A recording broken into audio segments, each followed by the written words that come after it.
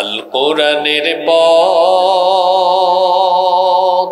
এই পথই আসল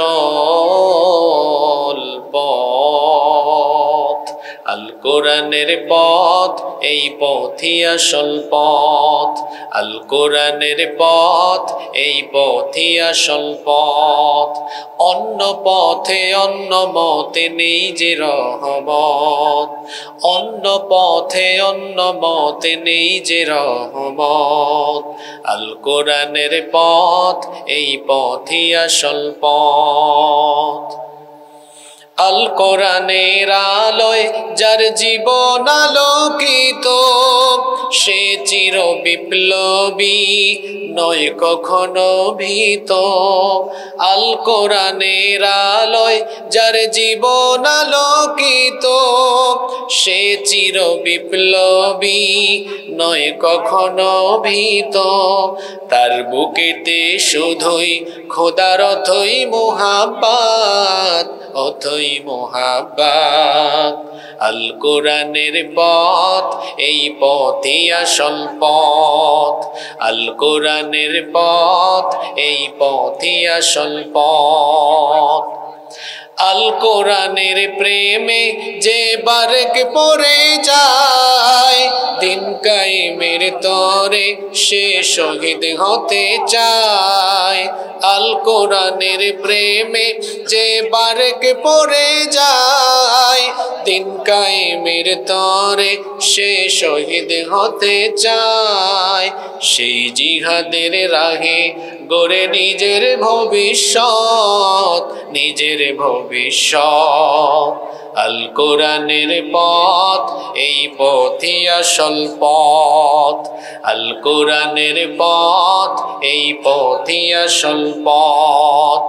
অন্য পথে অন্য মতে নেই যে রহমত। অন্য পথে অন্য মতে নেই যে রহমত। আল কোরআনের পথ এই পথই আসল পথ। কি হয়েছে ভাই, এখানে চিৎকার করে কেন? চলে দাদা। আচ্ছা, সমাধান হয়ে যাবে ইনশাআল্লাহ। অপারেটরকে জানিয়ে দেন যাতে ঠিক করে দেয়।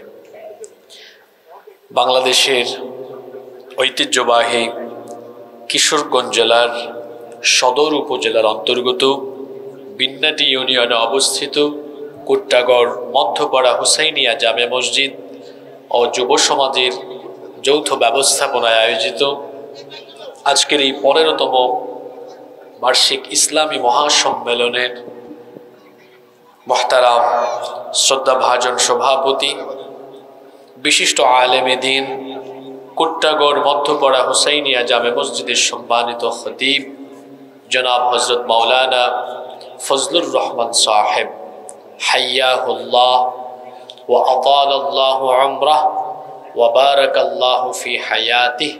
আমরা সবাই বলি আমিন।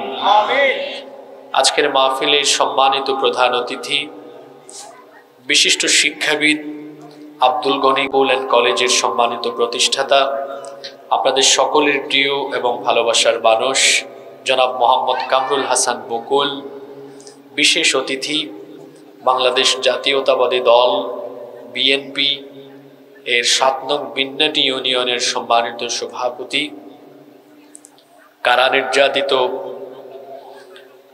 মজলুম ব্যক্তি, যিনি অনেকবার জেলখানায় ছিলেন এবং ফেসিবাদের আমলে যাকে শারীরিকভাবেও অত্যন্ত নির্যাতন করা হয়েছে, আপনাদের সকলের প্রিয় জনাব মোহাম্মদ ইব্রাহিম মোল্লা,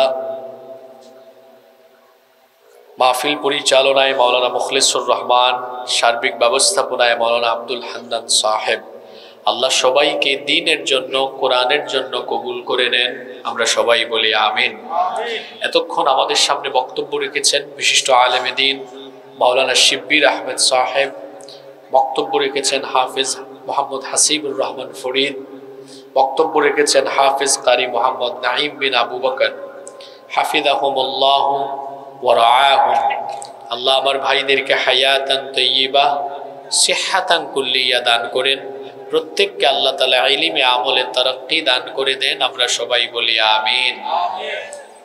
মাহফিলে উপস্থিত হযরত উলামায়ে কেরাম এসেছেন, বিভিন্ন প্রতিষ্ঠানের আসাতিদায়ে কেরাম এসেছেন, বিভিন্ন মসজিদের খুতাবা এবং আইম্মায়ে কেরাম উপস্থিত, বিভিন্ন রাজনৈতিক দলের সম্মানিত নেতৃবৃন্দ, সামাজিক নেতৃবৃন্দ, আমার সামনে বসা পিতৃতুল্য সম্মানিত মুরব্বিয়ানে আযম, যুগে যুগে আল্লাহর জমিনে আল্লাহর দ্বীন প্রতিষ্ঠায় যারা অগ্রসেনানীর ভূমিকা পালন করেছেন, আমার কলিজার টুকরা প্রিয় যুবক, তরুণ এবং ছাত্র ভাইয়েরা, পর্দার আড়াল থেকে শ্রবণরতা সম্মানিতা মা এবং বোনেরা, উপস্থিত মিডিয়ার প্রিয় কর্মী এবং সাংবাদিক ভাইয়েরা, প্রিয় কুট্টাগড়, বিন্নাটি তথা আমার প্রিয় কিশোরগঞ্জবাসী, আপনারা সবাই কেমন আছেন?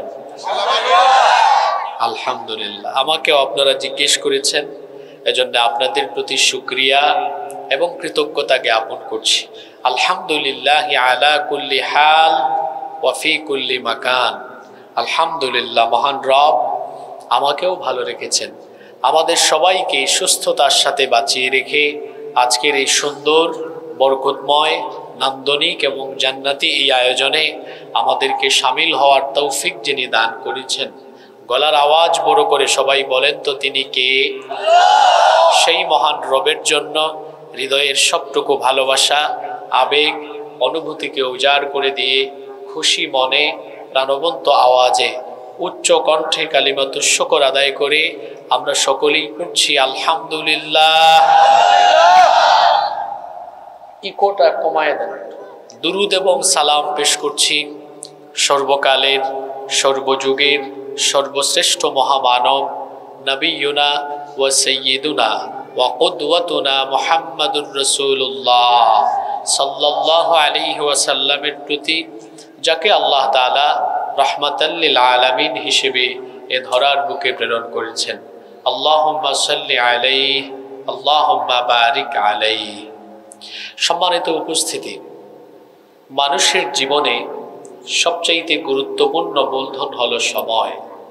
ঘড়ির কাঁটা থেমে নেই, সময় ফুরিয়ে যাচ্ছে, সময় চলে যাচ্ছে।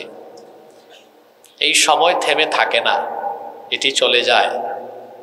আমরা কোরআনের বরকতময় মাহফিলে বসে অপ্রাসঙ্গিক, অপ্রয়োজনীয়, অহেতুক কথাবার্তা বলে আমাদের জীবনের গুরুত্বপূর্ণ এই মূলধন সময় আমরা নষ্ট করতে চাই না।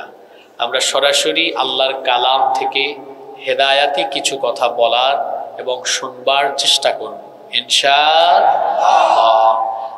আল্লাহ তাআলা যেন আমাদেরকে হেদায়েতের নিয়তে এখানে বসার তৌফিক দান করেন। আমরা সবাই বলি আমিন। প্রিয় কিশোরগঞ্জবাসী, আমাদেরকে এই পৃথিবীতে যিনি পাঠিয়েছেন, গলার আওয়াজ বড় করে সবাই বলেন তো তিনি কে? সেই আল্লাহ তাআলা আমাদেরকে দুনিয়াতে পাঠিয়ে দিয়েই তার দায়িত্ব সম্পন্ন করেননি, বরং এই পৃথিবীতে আল্লাহ তাআলা আমাদেরকে সঠিক পথ চিনিয়ে দেওয়ার জন্য একটি কিতাব নাজিল করেছেন। সেই কিতাবের নাম হলো মহাগ্রন্থ আল কোরআনুল কারীম। এটি হচ্ছে আমাদের জীবন পরিচালনার একমাত্র এবং চূড়ান্ত গাইডলাইন। আমরা কি করব, কি করব না, কি খাবো, কি খাবো না, কি বলবো, কি বলবো না, কোথায় যাব, কোথায় যাব না, সব কিছু এই কোরআনে কারীমে আছে না নাই? আমাদের এই জীবন চলার পথে যত নীতিমালা দরকার, সব নীতিমালা আল্লাহ এই একটা কিতাবের ভেতরে দিয়েছেন। এজন্য আল্লাহ বলেছেন, মা ফাররাতনা ফিল কিতাবি মিন শাই, কোনো কিছু আমি এই কিতাবে বাদ দেইনি। তোমাদের জন্য যা দরকার, তিবিয়ানাল লিকুল্লি শাই, সব কিছু এই কোরআনে কারীমে যিনি দিয়েছেন তিনি কে? আল্লাহর দেওয়া এই নিয়ম নীতি, এই নীতিমালা যারা মেনে চলে তাদের পরিচয় হলো তারা আল্লাহর বাধ্যগত, আল্লাহর অনুগত গোলাম। আর যারা এই নীতিমালা লঙ্ঘন করে আল্লাহ তাআলার দেওয়া বিধিবিধান মেনে চলে না, তারা হলো সীমালঙ্ঘনকারী, তারা হলো পাপী, তারা হলো গুনাহগার। মানুষ যত গুনাহ করে, এই গুনাহগুলো দুই ভাগে বিভক্ত। প্রথমত হচ্ছে কাবাইর মানে কবিরা গুনাহ, দ্বিতীয় প্রকার হলো সগাইর মানে সগীরা গুনাহ। তাহলে গুনাহ হলো কয় প্রকার? সবাই বলেন, গুনাহ কয় প্রকার? দুই প্রকার, কবিরা গুনাহ, সগীরা গুনাহ। বড় গুনাহ, ছোট গুনাহ। তবে মনে রাখতে হবে গুনাহ কিন্তু গুনাহই, সেটা বড় হোক আর ছোট হোক। তাহলে প্রশ্ন আসতে পারে, গুনাহ যদি গুনাহই হয় তাহলে একটা বড় আরেকটা ছোট, একটার নাম কবিরা আরেকটার নাম সগীরা কেন? এর কারণ হলো কবিরা গুনাহ আর সগীরা গুনাহের মধ্যে পার্থক্য হচ্ছে এই, কবিরা গুনাহ হচ্ছে এমন পর্যায়ের মারাত্মক গুনাহ, এই গুনাহে লিপ্ত থেকে যদি কোনো মানুষ মারা যায়, তওবা না করে যদি দুনিয়া থেকে চলে যায়, তার চূড়ান্ত শাস্তি হলো জাহান্নাম। কবিরা গুনাহ হচ্ছে এমন গুনাহ যেই গুনাহে লিপ্ত ব্যক্তির ঈমান চলে যায় সে যদি তওবা না করে। কবিরা গুনাহ হচ্ছে এমন গুনাহ যেই গুনাহে লিপ্ত ব্যক্তির উপরে আল্লাহ, ফেরেশতা এবং নবী রাসূল লানত করেছেন। কবিরা গুনাহ হচ্ছে এমন গুনাহ যেগুলোর শাস্তি, যেগুলোর হদ কোরআনে কারীম নির্ধারণ করে দিয়েছে। যেমন চুরি করা, এটা সগীরা গুনাহ না কবিরা গুনাহ? কবিরা গুনাহ। ইসলামী শরীয়তে চোরের শাস্তি কি? অপরাধ যদি প্রমাণিত হয় তার ডান হাত কেটে দাও। মদ্যপ হওয়া, মদ তো হারাম, এটা কবিরা গুনাহ। কেউ যদি এই মদ পান করে, ইসলামী শরীয়তে তার হক, তার শাস্তি হলো তাকে ৮০টা বেত লাগাতে হবে। কেউ যদি জিনা ব্যভিচার করে, ইসলামী শরীয়তে তার হক, শাস্তি নির্ধারিত আছে। যদি অবিবাহিত হয় ৮০টা বেত লাগাতে হবে, ১ বছরের জন্য নির্বাসনে পাঠাতে হবে। আর যদি বিবাহিত হয় তাহলে রজম করে তার মৃত্যুদণ্ড নিশ্চিত করতে হবে। এইভাবে কবিরা গুনাহের হদ, শাস্তি নির্ধারণ করা আছে। আর সগীরা গুনাহ হচ্ছে এমন গুনাহ, এটিও গুনাহ কিন্তু কবিরা গুনাহের মতো অতটা মারাত্মক পর্যায়ের নয়। কোনো ব্যক্তি যদি কবিরা গুনাহ থেকে বেঁচে থাকতে পারে আর শয়তানের ধোঁকায় যদি তার দ্বারা সগীরা গুনাহ সংগঠিত হয়েও যায়, নেক আমলের মাধ্যমে আল্লাহ তাআলা এই সগীরা গুনাহ মাফ করে দেন। সবাইকে কথাটা শুনতে পেরেছেন? আবার বলছি, কোনো ব্যক্তি যদি কবিরা গুনাহ থেকে বেঁচে থাকে আর তার দ্বারা যদি সগীরা গুনাহ হয়েও যায়, নেক আমল করার মাধ্যমে আল্লাহ সগীরা গুনাহকে মাফ করে দেন। সুবহানাল্লাহ। এটি আমার বানানো কথা নয়। কোরআনুল কারীমের ৪ নম্বর সূরা সূরাতুন নিসা এর ৩১ নম্বর আয়াতে রব্বুল আলামিন বলছেন, ইন তাজতানিবু কাবাইরা মা তুনহাউনা আনহু নুকাফির আনকুম সাইয়্যাতিকুম ওয়া নুদখিলকুম মুদখালান কারীমা। আল্লাহ তাআলা বলছেন, তোমাদেরকে যে কবিরা গুনাহ থেকে নিষেধ করা হয়েছে, সেই সকল কবিরা গুনাহ থেকে যদি তোমরা বেঁচে থাকতে পারো, যদি তোমাদের দ্বারা ভুলবশত সগীরা গুনাহ হয়েও যায়, নেক আমলের মাধ্যমে এই সগীরা গুনাহ মাফ করে দিয়ে তোমাদেরকে সম্মানজনক স্থান অর্থাৎ জান্নাতের মেহমান তোমাদেরকে যিনি বানিয়ে দিবেন তিনি কে? শর্ত হলো কবিরা গুনাহ থেকে বেঁচে থাকা। কবিরা গুনাহ থেকে বেঁচে থাকলে সগীরা গুনাহ নেক আমল দিয়ে মাফ করে দেন কে? আল্লাহ। আপনারা ঘুমাই গেলেন নাকি? এদিক ওদিক তাকায়েন না, পয়েন্ট ওয়াইজ কথা হবে, মনোযোগ দিয়ে শোনেন। শুরুর দিকের কথাগুলো না বুঝলে পরে আপনি কিছুই বুঝবেন না যে হুজুর কোত্থেকে শুরু করলো, কোথায় চলে গেল। শর্ত হলো কবিরা গুনাহ থেকে বেঁচে থাকা। কবিরা গুনাহ থেকে বেঁচে থাকলে সগীরা গুনাহ যদি হয়েও যায়, কিসের মাধ্যমে আল্লাহ এগুলো মাফ করেন? মাশাআল্লাহ, নেক আমলের মাধ্যমে যে সগীরা গুনাহ মাফ হয়। কয়েকটা হাদিস আপনাদেরকে শোনাই। যেমন হাদিস শরীফে এসেছে, আল্লাহর নবী বলেছেন, আমরা যে ওযু করি, অজুর পানি যখন আমরা আমাদের অঙ্গ প্রত্যঙ্গে লাগাই, অজুর পানি যখন আমাদের অঙ্গ প্রত্যঙ্গ ধৌত করে গড়িয়ে গড়িয়ে পড়ে, অজুর পানির সাথে সগীরা গুনাহগুলো তখন ঝরে পড়ে। সুবহানাল্লাহ। আপনি অজু করার জন্য যখন পানি নেন, মুখে পানি নিয়ে যখন মুখের ভেতর থেকে কুলি করে পানি ফেলে দেন, মুখের সগীরা গুনাহগুলো তখন ঝরে পড়ে যায়। আপনি যখন অজুর পানি, মুখমণ্ডল অজুর পানি দিয়ে ধৌত করেন, আপনার চোখ এবং চেহারার সগীরা গুনাহগুলো অজুর পানির সাথে ঝরে পড়ে যায়। আপনি যখন অজুর পানি দিয়ে 2 হাত কনুই পর্যন্ত ধৌত করেন, পানি যখন 2 হাত বেয়ে বেয়ে পড়ে, তখন অজুর পানির সাথে হাতের সগীরা গুনাহগুলো ঝরে পড়ে যেতে থাকে।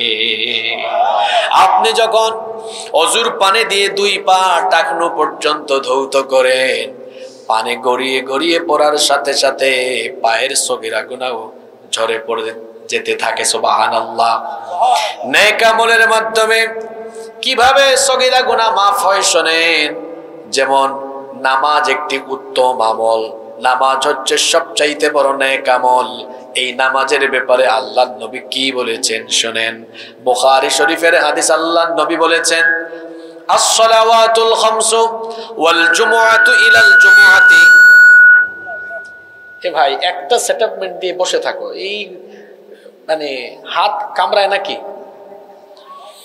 as-salawatul khamsu wal jumu'atu ila al-jumu'ati kaffaratun lima bainahunna ma lam takhshil kaba'ir।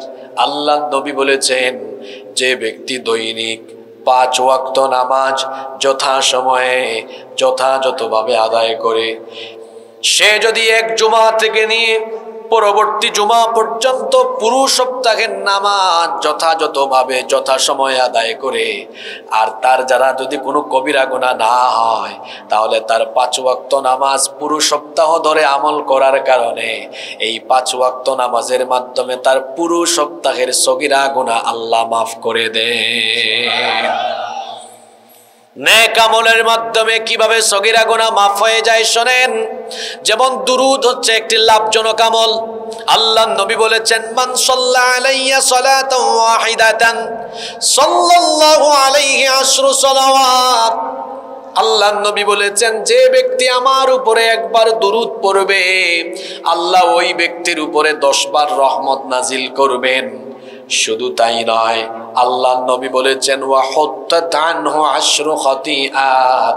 যে ব্যক্তি আমার উপরে একবার দুরূদ পড়বে, আল্লাহ তার আমলনামা থেকে 10টা সগীরা গুনাহ মাফ করে দিবেন। তাহলে এই হাদিসগুলো আমাদেরকে কি বার্তা দিল? এই হাদিসগুলো আমাদেরকে এই বার্তা দিল, আপনি যদি কবিরা গুনাহ থেকে বেঁচে থাকতে পারেন, যদি শয়তানের ধোকায় ভুলবশত সগীরা গুনাহ হয়েও যায়, আপনি যখন নেক আমল করবেন, নেক আমলের মাধ্যমে আপনার আমলনামা থেকে সগীরা গুনাহ যিনি মাফ করে দিবেন তিনি কে? শর্ত হলো, বলেন দেখি, কি থেকে বেঁচে থাকা? যুবকদের ব্যাটারি কি ফিউজ হয়ে গেল নাকি?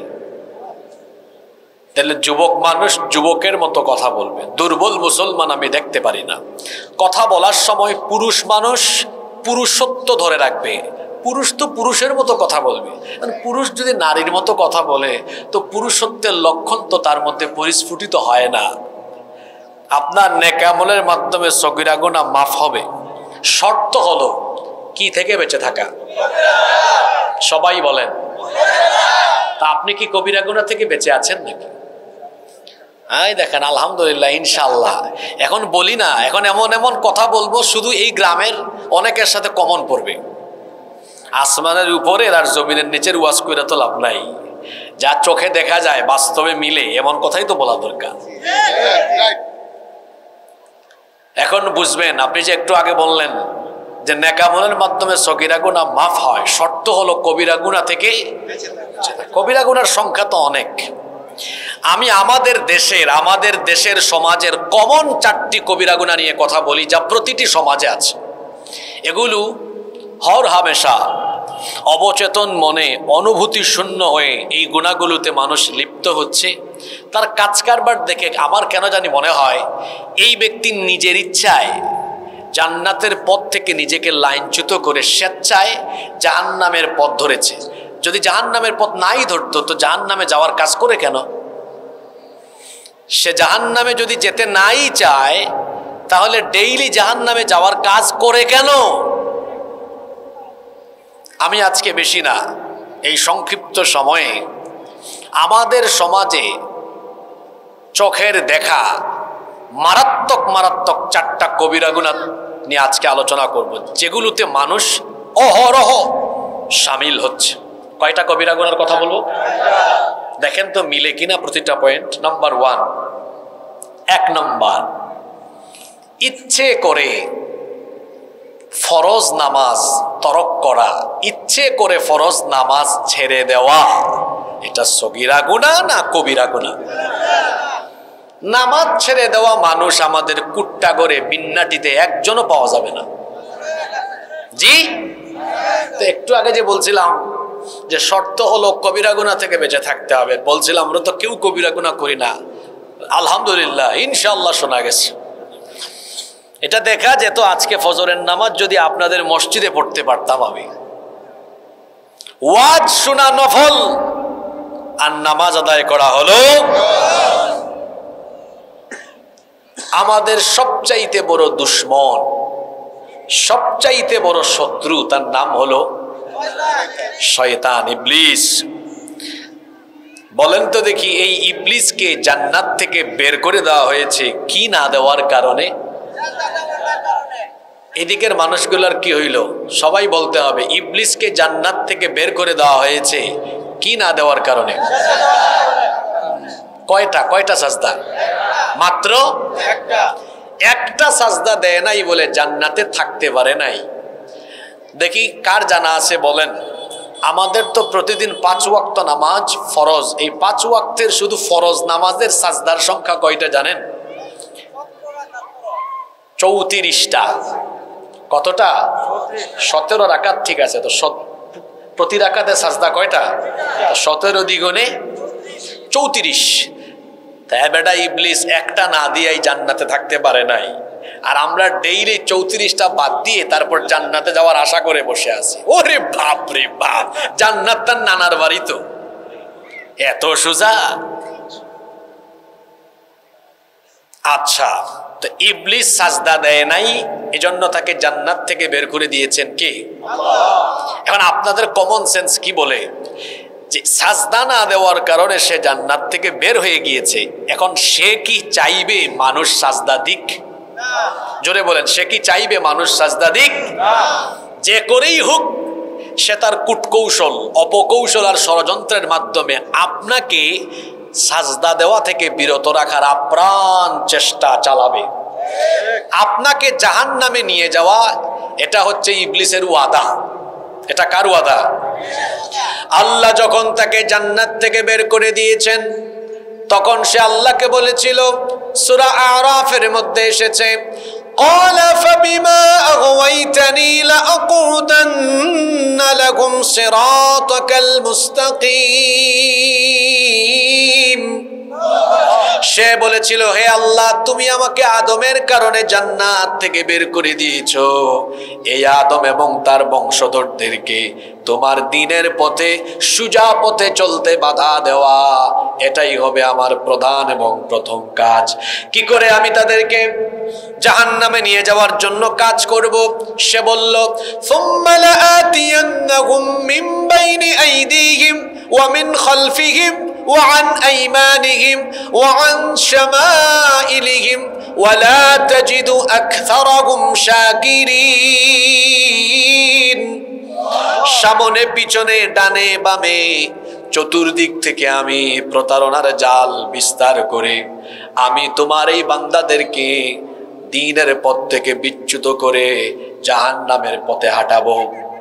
এই ওয়াদা মানুষের ব্যাপারে ইবলিস করলো, করার পর থেকে সে বসে নেই, আপ্রাণ সে কাজ চালিয়ে যাচ্ছে। একটা সাজদা না দেওয়ার কারণে জান্নাত থেকে তাকে যখন বের করে দেওয়া হয়েছে, তখন থেকে মানুষের ব্যাপারে সে দুশ্মনী আরম্ভ করেছে। আর তার টার্গেট হলো, আমি যেহেতু সাজদা দেই নাই এজন্য জান্নাত থেকে আমাকে বের করা হয়েছে, সুতরাং আমিও সাজদা দিয়ে মানুষ জান্নাতে যাবে এই কাজ মানুষকে করতে দিব না। যে করেই হোক আমি মানুষকে সাজদা দেওয়া থেকে দূরে রাখবো। এই জন্য ইবলিস আমাকে আপনাকে সাজদা থেকে, নামাজ থেকে দূরে রাখবার জন্য প্রতিদিন কূটকৌশল অপকৌশল ষড়যন্ত্রের মাধ্যমে আপ্রাণ চেষ্টা চালায়। ইবলিস শয়তান কোন সময় হাসে আর কোন সময় কাঁদে, হাদিস শরীফে এসেছে, আল্লাহর নবী বলেছেন, যখন কোনো ব্যক্তি আল্লাহ তাআলাকে সাজদা দেয়, সাজদার এই দৃশ্য দেখে ইবলিস মনের বেদনায় ওই ব্যক্তির কাছ থেকে দূরে গিয়ে তার সাজদার দৃশ্য দেখে কান্না করতে থাকে। আল্লাহর নবী বলেছেন, কোন ব্যক্তি যখন সাজদা দেয়, ইয়াতাজালাশ শাইতানু ফায়াবকি ওয়া ইয়াকুল, ইবলিস এই ব্যক্তির কাছ থেকে দূরে চলে যায় তার সাজদার দৃশ্য দেখে। ফায়াবকি, সে কান্না করতে থাকে। ওয়া ইয়াকুল, এবং বলতে থাকে, উমির ইবনু আদম বিসসুজুদ, আদম সন্তানকে সাজদা দেওয়ার আদেশ দেওয়া হয়েছে। ফাসাজাদা ফালাহুল জান্নাহ, অতঃপর সে সাজদা দিয়ে তার জন্য জান্নাত হাসিল করে ফেলেছে। ওয়া উমিরতু বিসসুজুদ, আমাকেও সাজদার আদেশ করা হয়েছিল। ফাআবাইতু, আমি সেই আদেশ অমান্য করেছিলাম। ফালিন্নার, এই জন্য আমি জাহান্নামী হয়ে গেলাম। আল্লাহর নবী হাদিসে বললেন, মানুষের সাজদা দেখলে, নামাজের চিত্র দেখলে ইবলিস কাঁদে, আর মানুষ যখন নামাজে যায় না ইবলিস তখন হাসে। এই হাদিস বুঝে থাকলে পুরুষের মতো সবাই জবাব দিয়ে বলেন তো, আমরা নামাজে গেলে শয়তান হাসে না কাঁদে? আর আমরা নামাজে না গেলে শয়তান হাসে। মাশাআল্লাহ, বুঝতে পেরেছেন? নাও টেক ইউর ডিসিশন। এখন আপনি এখানে সিদ্ধান্ত নেন, আপনি কি প্রতিদিন 5 ওয়াক্ত নামাজের টাইমে ইবলিসকে হাসাবেন না কাঁদাবেন? যারা চুপচাপ কিছু বলে না, তারা কি ইবলিস থেকে খেলাফত নিয়ে বসে আছে নাকি? যে আমি খেলাফত নিলাম, আমি তারে খুশি করব, আমি তারে হাসাবো। তাইলে মুখটা বুবার মতো চেপে রেখেছেন কেন? নামাজের টাইমে আমরা ইবলিসকে হাসাবো না কাঁদাবো? জোরে বলেন, হাসাবো না কাঁদাবো? তো যদি কাঁদাতেই চান, তা আপনার 5 ওয়াক্ত নামাজের খবর কি? আপনার 5 ওয়াক্ত নামাজের খবর বলে দিয়েছেন জাতীয় কবি, তার কবিতার লাইনে কি বলেছেন তিনি? ঘুমাইয়া কাজা করেছ ফজর, তখনও জাগনি যখন জোহর, হেলায় খেলায় কেটেছে আসর, মাগরিবের ওই শুনি আজান, এখনো জামাতে হওরে শামিল, এখনো এসাতে আছে স্থান, বাজিছে দামামা বাদ্রে আমামা, শির উঁচু করি মুসলমান, দাওয়াত এসেছে নয়া জামানার, ভাঙা কেল্লায় ওরে নিশান। আপনার নামাজ কিভাবে যায়, এই কবিতার প্রতিটি লাইনে তার চিত্র ফুটে উঠেছে। আপনার ফজর কিভাবে যায়? কবি বলছেন, ঘুমাইয়া কাজা করেছ ফজর, তখনও জাগনি যখন জোহর। ঘুমাতে ঘুমাতে আপনার ফজর গেল।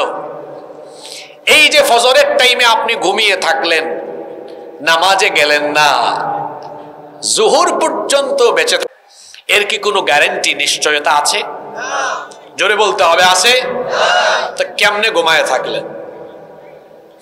কেমন করে ঘুমাও তুমি, কেমন করে ঘুমাও তুমি, ফজর করে কাজা,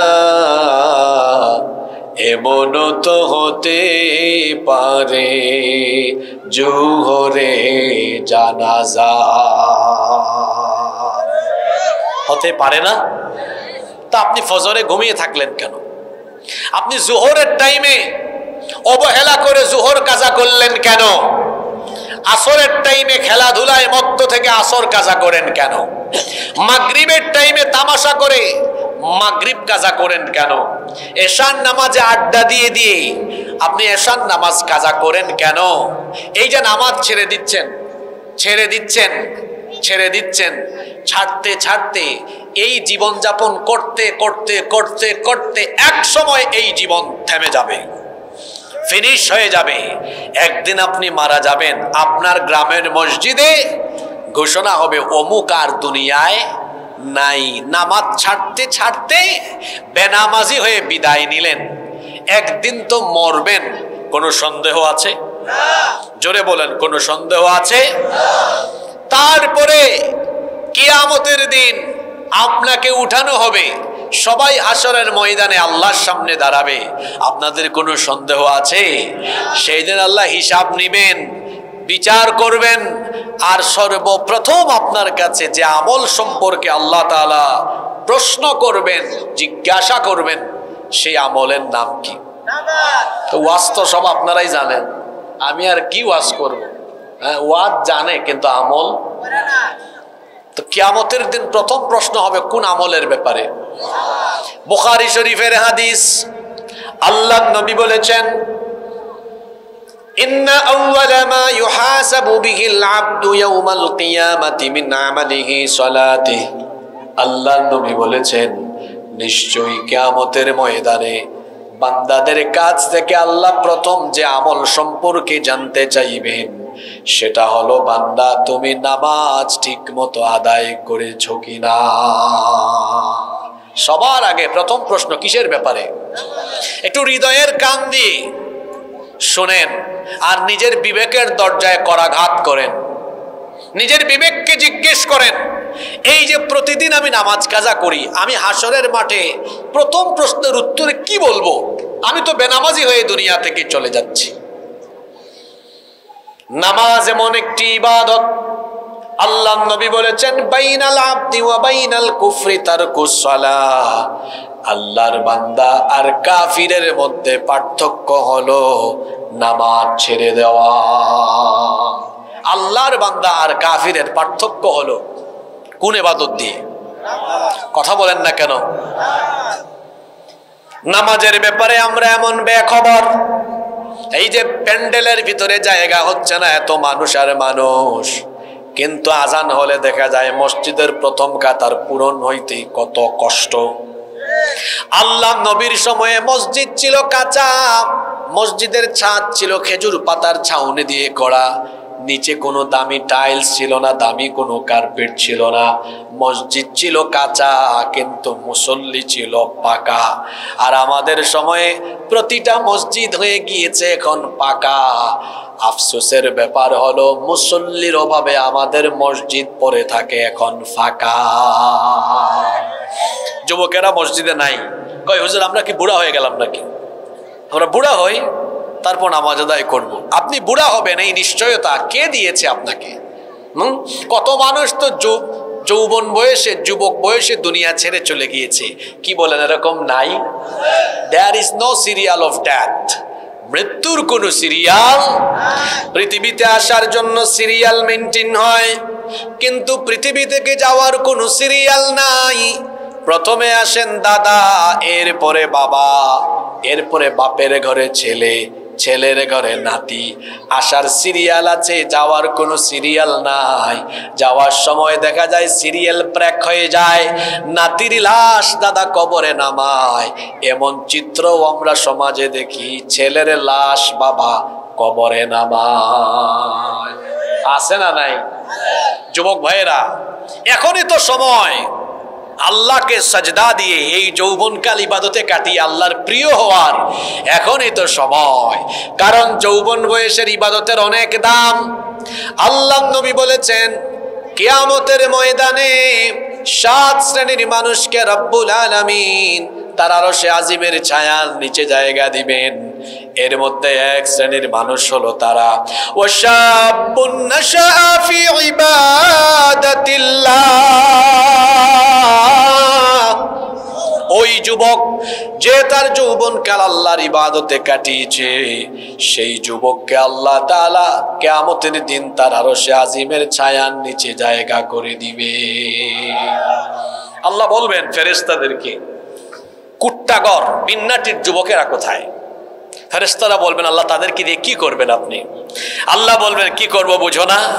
18, 20, 22, 24, 26, 27, 28, 30 বছরের যুবক তরুণদেরকে আনো, এরা তো গোটা যৌবনকাল আমাকে সাজদা দিয়েছে, হাসরের মাঠে তাদের দাঁড়াতে কষ্ট হবে, এই ছেলেগুলোকে, এই যুবকদেরকে ডেকে আনো আর হাসরের মাঠে আমার আরশে আজিমের নিচে তাদেরকে জায়গা দান করো। সুবহানাল্লাহ। এই এলাকার যুবকেরা কি আল্লাহর আরশে আজিমের ছায়ার নিচে জায়গা পেতে চান না? জোরে বলেন, চান কি চান না? আজান হলে চলে যাব কোথায়? যৌবনকাল ইবাদতের অনেক দাম। যৌবনকালে ইবাদত করার ফিজিক্যাল ফিটনেস, এনার্জি ভালো থাকে। বুড়াকালে কোমরে ব্যথা, মেরুদণ্ডে ব্যথা, হাঁটুতে ব্যথা, চাইলেও কিন্তু লম্বা সময় রুকু সাজদা করা যায় না। যৌবনকালে আল্লাহর ইবাদত করলে দুইটা লাভ আছে। কয়টা লাভ? একটা লাভের কথা তো বললাম, হাসরের মাঠে আরশে আজিমের ছায়া পাওয়া যাবে। সুবহানাল্লাহ। আরেকটা লাভ কি? আরেকটা লাভ হলো যৌবনকালে যখন আল্লাহর ইবাদত করবেন, বুড়াকালে ইবাদত বন্দেকে যদি হক আদায় করে করতে নাও পারেন, মোটামুটি করে করলেও যৌবনকালের মতো সওয়াব পাবেন। সুবহানাল্লাহ পড়তে ইচ্ছে করে না? এক ব্যক্তি যৌবনকালে আল্লাহর খুব ইবাদত করেছে, বুড়াকালে এখন লম্বা সময় রুকু দিতে পারে না, সাজদা দিতে পারে না, আগের মতো যৌবনকালের মতো আর খুব ভালো করে হক আদায় করে ইবাদত করতে পারে না। তো ফেরেশতা তো আমলনামা লিখে, ফেরেশতা বলে আল্লাহ তোমার এই বান্দা ঠিকঠাক মতো হক আদায় করে সব ইবাদত করতে পারে না, তো সওয়াবটা কেমনে দিতাম, কোন অনুপাতে? আল্লাহ বলেন তার আমলনামা উল্টাও, পিছনে যাও।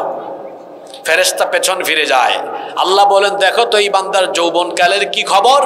ফেরেশতা বলে আল্লাহ যৌবনকালের খবর খুব ভালো, খুব নামাজি, পাক্কা নামাজি ছিল, আপনাকে তাহাজ্জুদেও সাজদা দিয়েছে, খুব ইবাদত বন্দেগী করেছে।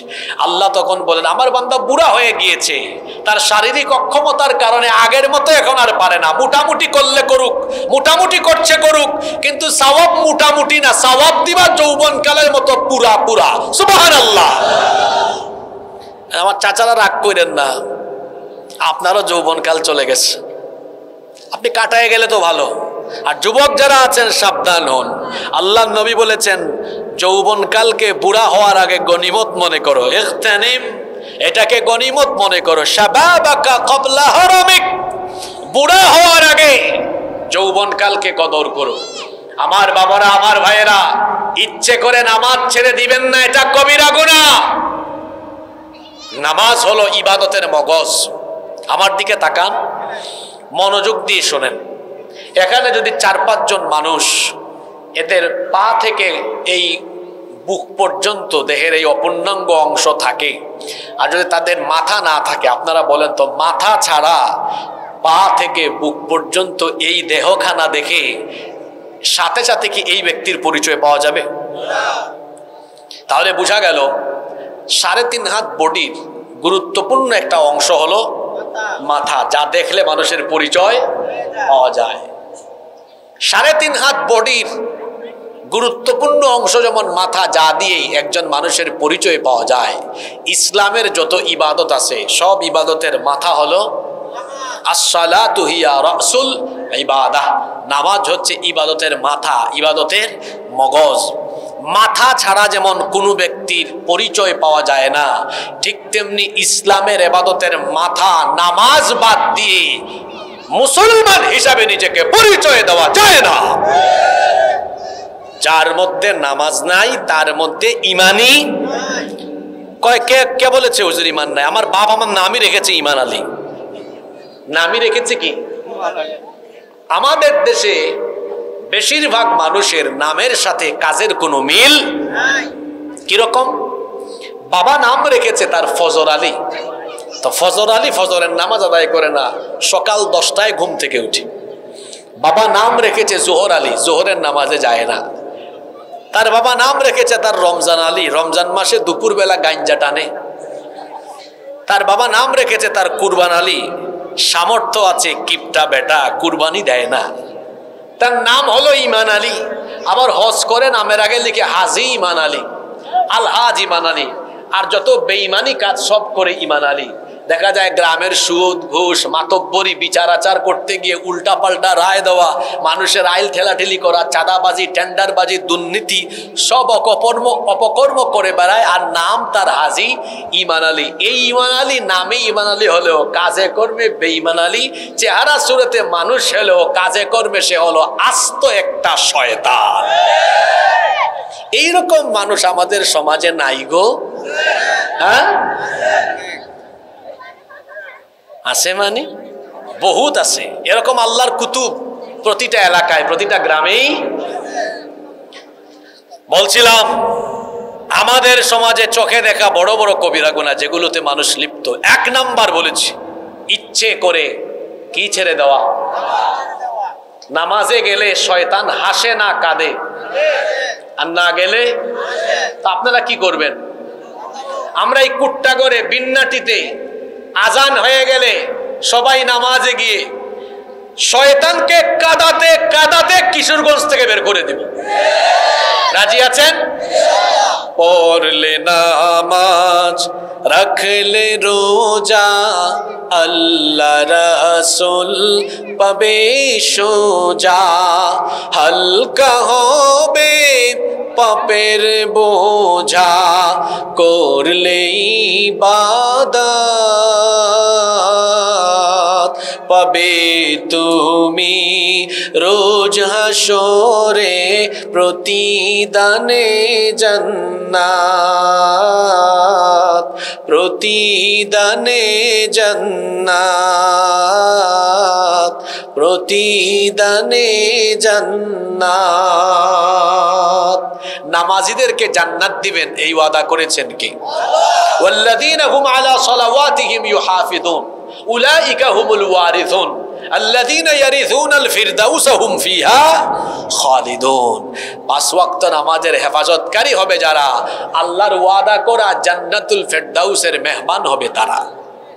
সুবহানাল্লাহ কি বাড়ি গিয়ে বলবেন নাকি? তাহলে আমরা জান্নাতে যাওয়ার জন্য শয়তানকে নারাজ করে আল্লাহকে খুশি করে আজান হলে 5 ওয়াক্ত নামাজ জামাতে আদায় করব। রাজি আছেন তো? কারা কারা রাজি নাই হাত তোলেন। নামাইন নামাইন। হয়েছে না? আপনাদের ভাষা হয়েছে না? আপনাদের ভাষা তো খুব সুন্দর। আইসুন, কিছুটা ময়মনসিংহের টান আছে। খাইসুন, গেসুন। আমরা 5 ওয়াক্ত নামাজ কাজা করব না ইনশাআল্লাহ। কষ্ট হচ্ছে আপনাদের? নাম্বার 2, আমাদের সমাজে চোখের দেখা আরেকটি কবিরা গুনাহ যাতে মানুষ লিপ্ত হচ্ছে, সেটা কি? অন্যায়ভাবে অবৈধ পথে হারাম পথে উপার্জন করে হারাম খাওয়া। সগীরা গুনাহ না কবিরা গুনাহ? হারাম পন্থায় টাকা পয়সা উপার্জন করছে, হারাম পথে চলছে, এরকম মানুষ নাই তো? অন্যায় পথে অবৈধ পথে হারাম পথে উপার্জন করে যেই ব্যক্তি হারাম খায়, সেই ব্যক্তির শরীরের রক্ত মাংস এগুলো হারাম হয়ে গঠিত হয়।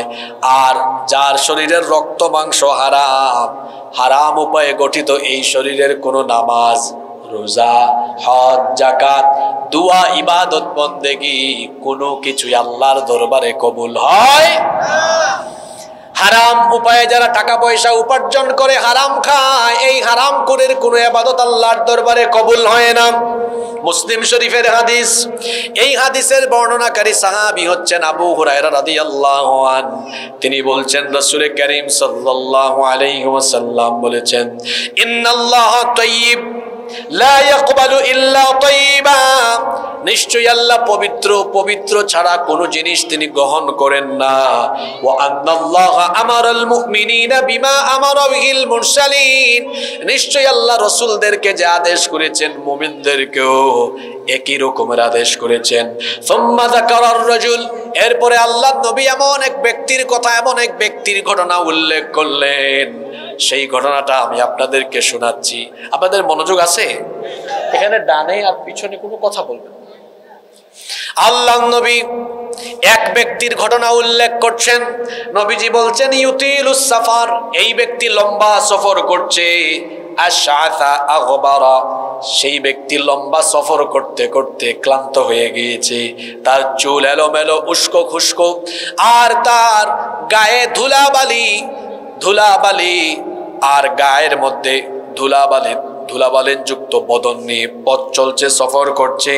সেই ব্যক্তি হঠাৎ করে ইয়ামুদ্দু ইয়াদাইহি ইলাস সামা, আকাশের পানে দুই হাত উঁচু করে আল্লাহর কাছে দোয়া করা আরম্ভ করেছে। ইয়া রব্বি, ইয়া রব্বি, হে রব বলে বিভিন্ন দোয়া করছে। আল্লাহর নবী বলছেন, অথচ এই ব্যক্তির খবর হলো ওয়া মাতআমুহু হারাম ওয়া মাশরাবুহু হারাম ওয়া মালবাসুহু হারাম। এই ব্যক্তি খাবার খায় হারাম টাকায় কেনা, পানীয় পান করে হারাম টাকায় কেনা, যে পোশাক পরিচ্ছদ সে পরিধান করেছে সেটাও হারাম টাকার। আল্লাহর নবী বলেছেন, এইরকম হারাম পরিধান করে হারাম খেয়ে যেই হারামখোর আল্লাহর কাছে হাত তুলে, এই হারামখোরের কোনো দোয়া কোনো চাওয়া আল্লাহর কাছে কবুল হয় না। আপনাদের মনোযোগ আছে না চলে গেছে? কিছুটা অমনোযোগী মানুষ আমি এখানে দেখতে পাচ্ছি। অমনোযোগী হইয়েন না, মনোযোগ দিয়ে শোনেন। শয়তান কি নিচে দিয়া একটু পরপর গুতা মারে নাকি? এত নড়াচড়া কেন? মনোযোগী থাকেন। আমি যে আলোচনা শুরু করলাম, শুরু থেকে এখন পর্যন্ত আমি কি কোনো অপ্রয়োজনীয় কথা বলেছি? তা আপনি অপ্রয়োজনীয় কাজ করেন কেন? অহেতুক কাজ করেন কেন? কথা কি যাচ্ছে আপনি টের পাচ্ছেন? হ্যাঁ, যে ব্যক্তি হারাম খায় এই হারামখোরের কোনো ইবাদত কবুল হবে না। এক হারামখোর গিয়েছে হজের টাইমে হজে, তারপরে জিদ্দা বিমানবন্দরে বিমান থেকে নেমে ইমিগ্রেশন করে বের হয়েছে আর তালবিয়া পাঠ শুরু করেছে। লব্বাইক আল্লাহুম্মা লব্বাইক, লব্বাইক লা শারীকা লাক লব্বাইক, ইন্নাল হামদা ওয়ান নি'মাতা লাকা ওয়াল মুলক লা শারীকা লাক, লব্বাইক আল্লাহুম্মা লব্বাইক।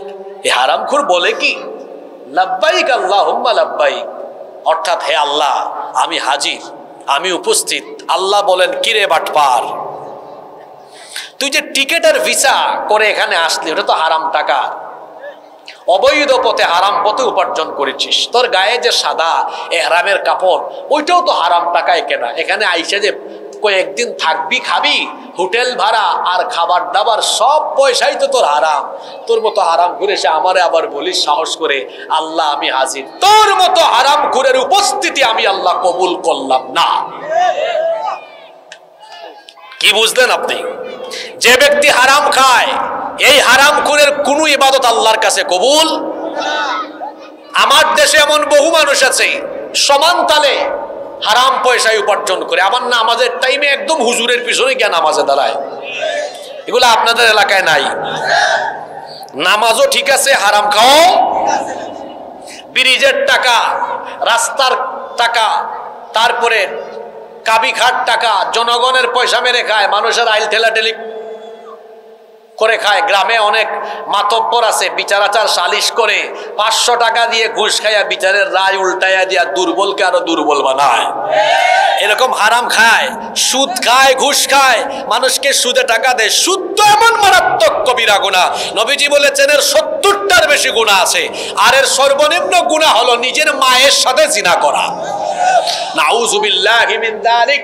শুধু তাই নয়, অন্য হাদিসে এসেছে নবীজি বলেছেন যে ব্যক্তি 1 দিরহাম সুদ খায়, 1 দিরহাম সুদ খায়, 36 বার জিনা করলে যে অপরাধ হয়, 1 দিরহাম সুদ খাইলে 36 বার জিনা করার সমান অপরাধ হয়। নাউযুবিল্লাহি মিন যালিক। সুদ খায়, ঘুষ খায়, এইরকম হারাম পন্থায় টাকা পয়সা উপার্জন করে, নামাজের টাইমে নামাজেও যায়, আবার দেখা যায় হজও করে, যাকাতও দেয়, রমজান মাসে রোজাও রাখে। যে ব্যক্তি হারাম খায় এই হারাম খুরের ইবাদত বন্দেগী দোয়া কোনো কিছু আল্লাহর দরবারে কবুল হয়। ইবাদত কবুলের পূর্ব শর্ত হলো হালাল খাওয়া। কি খাওয়া?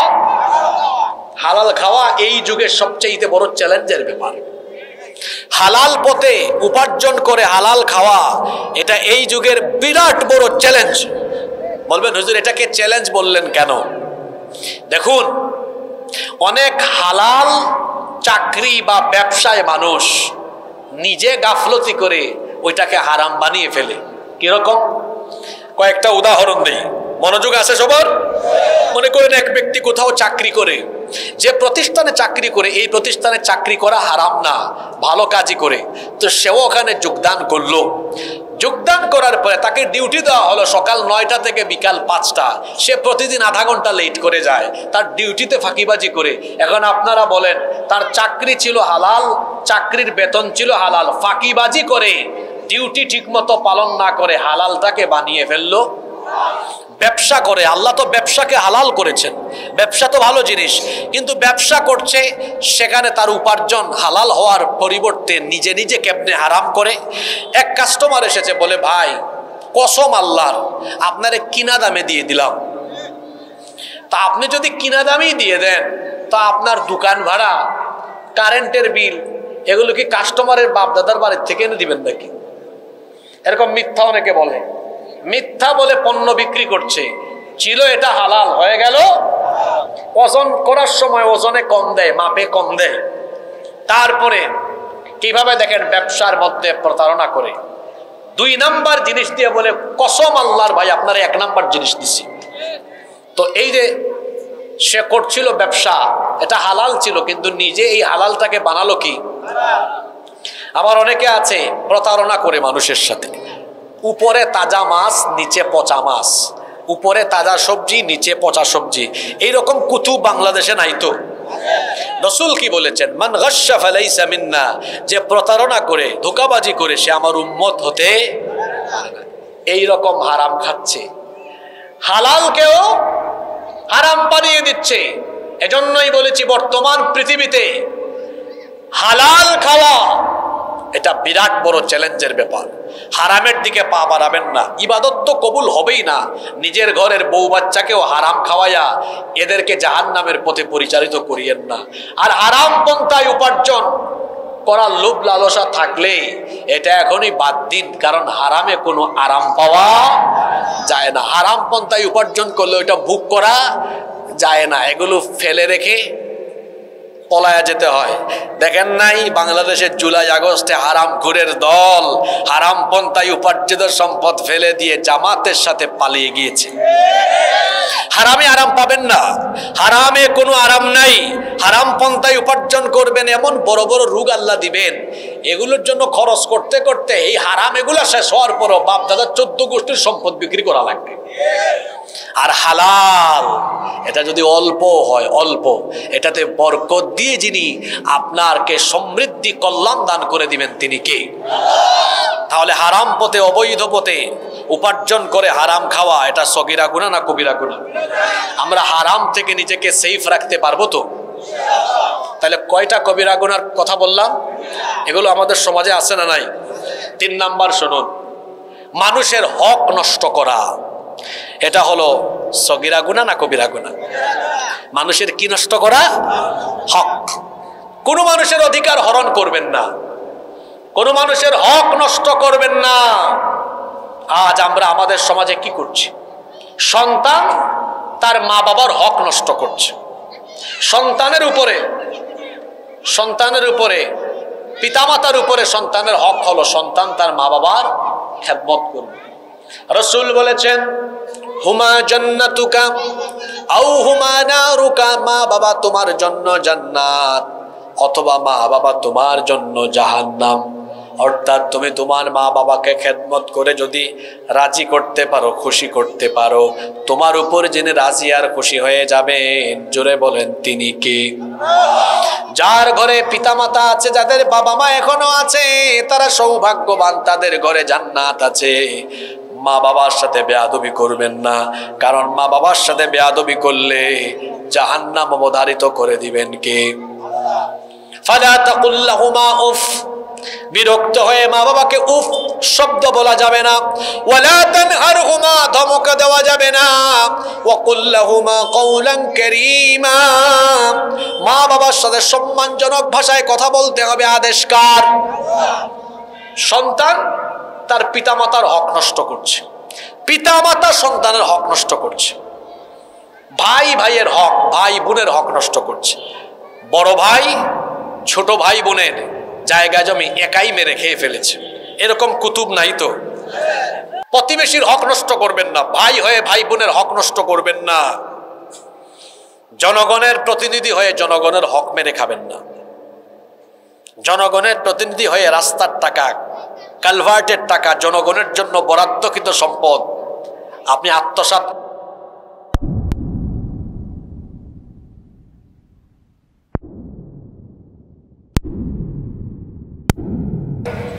সেই ব্যক্তির পরিণতি এত ভয়াবহ হবে। আজকের গোটা আলোচনা মনে রাখতে পারেন নিয়ে আজকে বাড়ি যাবেন, আশা করি আপনার জীবন পরিবর্তন হবে ইনশাআল্লাহ। হক হলো দুই প্রকার, হকুল্লাহ আল্লাহর হক, হকুল ইবাদ বান্দার হক। আল্লাহর হক কি? নামাজ, রোজা, হজ, যাকাত, বিভিন্ন ইবাদত বন্দেগী, এগুলো আল্লাহর সাথে সম্পর্কিত, আল্লাহর হক। কেউ যদি নষ্ট করে, আল্লাহ যদি তাকে মাফ করে দেন, আমাদের কিছু করার আছে? কিন্তু বান্দার হক নষ্ট করলে, বান্দার হক বান্দাকে ফিরিয়ে না দিলে, অথবা তার কাছ থেকে ক্ষমা না নিলে আল্লাহ ওই ব্যক্তিকে মাফ।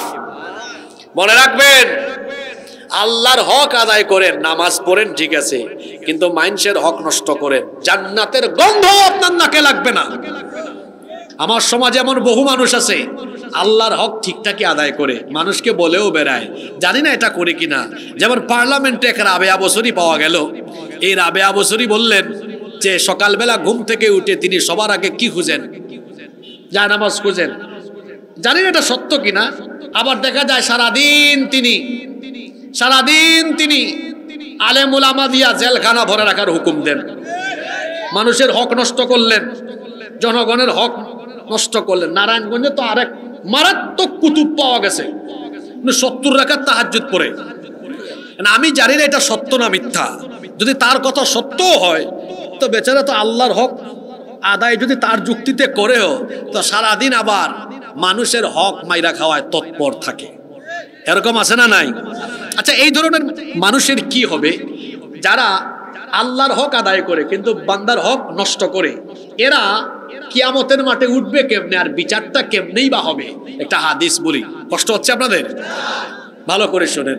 এই হাদিসটি আবু হুরায়রা রাদিয়াল্লাহু আনহু বর্ণনা করেছেন। তিনি বলছেন, আল্লাহর রাসূল সাহাবীদেরকে জিজ্ঞেস করলেন, আতাদরুনা মানিল মুফলিস? ও আমার সাহাবীরা, তোমরা কি জানো না কি আমাদের উম্মতের সবচাইতে নিঃস্ব, সবচাইতে অসহায় ব্যক্তিটি কে?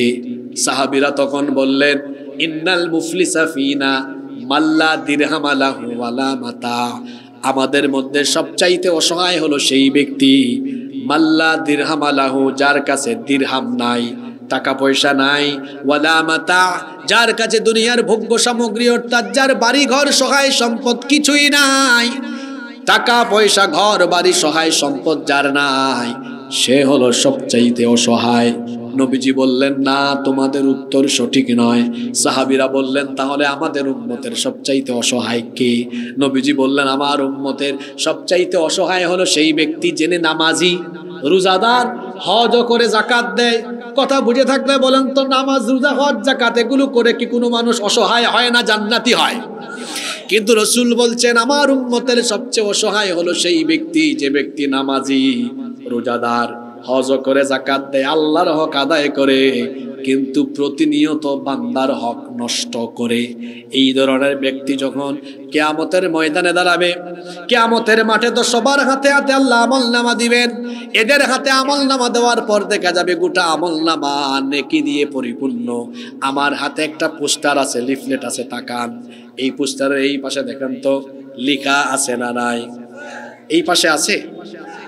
আল্লাহর রাসূল সাহাবীদেরকে বললেন, কিয়ামতের দিন এক ব্যক্তি উঠবে, তার হাতে আমলনামা দেওয়া হবে, দেখা যাবে তার পুরো আমলনামায় নেকি আর নেকি, কিন্তু কিছুক্ষণের মধ্যে তার এই নেকি একেবারে শূন্য হবে, খালি হয়ে যাবে, এইরকম ব্ল্যাঙ্ক, খালি, কিছুই থাকবে না। সাহাবীরা বললেন, এটা কি করে সম্ভব? এত নেকামল নিয়ে উঠবে আর কিছুক্ষণের মধ্যে এগুলো খালি হয়ে যাবে, এগুলো যাবে কোথায়? আল্লাহ রাসূল বললেন, এই ব্যক্তি হাতে আমলনামা নিয়ে মনে করবে, হায় হায় হায়, আমার এত নেকি, জান্নাতে যাওয়ার জন্য মনে মনে রেডি। আল্লাহ বলবেন, এই দাঁড়া, তোর হিসাব আছে এখন। তার মা বাবার হক নষ্ট করেছে, তার মা বাবাকে লাইনে দাঁড় করো। অমুককে মিথ্যা মামলা দিয়ে জেল খাটিয়েছে, ওকে লাইনে দাঁড় করাও। অমুককে মিথ্যা মামলায় ফাঁসি দিয়েছে, অমুককে দাঁড় করাও। অমুকের বিচার করতে গিয়ে 500 টাকা আরেকজনের কাছ থেকে ঘুষ খেয়ে বিচারের রায় উল্টায় দিয়া দুর্বলকে দুর্বল বানিয়েছে, তাকে লাইনে দাঁড় করাও। চেয়ারম্যান হয়ে মেম্বার হয়ে মানুষের মাল খেয়েছে, তার ইউনিয়নের মানুষকে দাঁড় করাও। আল্লাহ বলবেন তোমরা যে ক্ষতিগ্রস্ত হলা, এ তোমাদের হক নষ্ট করলো, তোমরা কি চাও? কিয়ামতের দিন ক্ষতিপূরণ টাকা চাইবে না নেকি চাইবে? আল্লাহ বলবে আল্লাহ নেকি দেন। এখন এর আমলনামা থেকে নেকি এদেরকে ট্রান্সফার করতে করতে করতে করতে করতে করতে আমলনামা পাওনাদারের লাইন এখনো রয়েছে, এখনো বাকি। আল্লাহর রাসূল বলছেন এইভাবে মানুষের হক নষ্টকারী ব্যক্তি কিয়ামতের দিন ক্ষতিগ্রস্তদেরকে নিজের আমল দিতে দিতে নিজে আমল শূন্য হয়ে জাহান্নামী হবে। যেই ব্যক্তি আমার উম্মতের সবচাইতে অসহায় হলো সেই ব্যক্তি। এখন আপনি সিদ্ধান্ত নেন, আপনি কি মানুষের হক নষ্ট করবেন? মানুষের হক নষ্ট করবেন? মানুষের হক নষ্ট করবেন না, এটা মারাত্মক কবিরা গুনাহ। আমাদের সমাজে দেখা আরেকটি কবিরা গুনাহ হচ্ছে জিনা, বেবিচারে লিপ্ত হয়ে যাওয়া, বিবাহ বহির্ভূত হারাম রিলেশন। এটা সগীরা গুনাহ না কবিরা গুনাহ? যুবক ভাইদেরকে বলবো, সবাইকে অনুরোধ করব, জিনা বেবিচার থেকে নিজেকে হেফাজত করুন। যে 4টা কবিরা গুনাহর কথা বললাম, আল্লাহ এগুলো থেকে আমাদেরকে বেঁচে থাকার তৌফিক দান করুন। আল্লাহ আমাদের সবাইকে নেকির পথে অটল অবিচল হওয়ার তৌফিক দিন।